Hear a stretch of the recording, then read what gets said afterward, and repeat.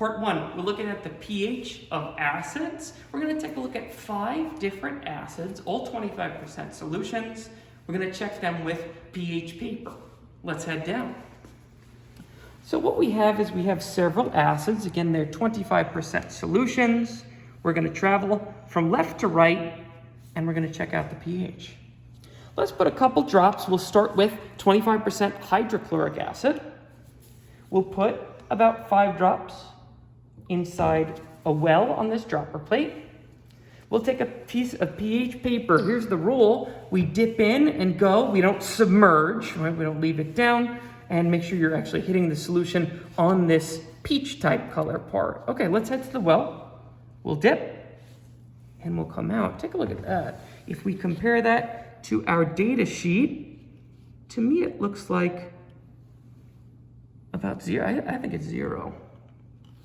That's for HCl. Record that on your data sheet. We're going to check out next HNO3 nitric acid. Again, it's a 25% solution. Obviously, we're going to pick a different well in the dropper plate. 5 drops will do. Let's check the pH. Again, the peach color. Okay. To me, this also looks like 0.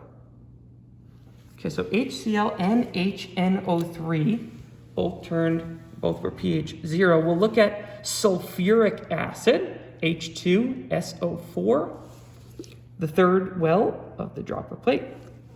Put a couple drops. Let's get our pH paper in. Well, this is looking kind of familiar. To me, this looks like a definite 0. Okay, so H2SO4, pH 0.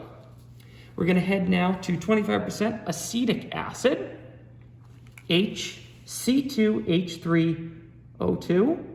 Put a couple drops, and let's check the pH. Okay, now we're looking at a different color here. I'm seeing it in maybe the 2 to 3 range, somewhere around there. Feel free to put 2.5. Notice it's not 0. The next one is H3BO3. Let's obviously put it in the well plate before you dip it in.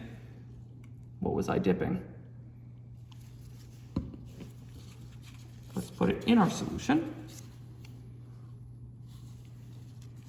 Okay, let's head to our chart. I'm seeing this in the 4 range, somewhere around there. So tough to see a little bit. There are our 5 acids. Make sure to write down your pH values and answer the quick question after the values. I'll see you for bases.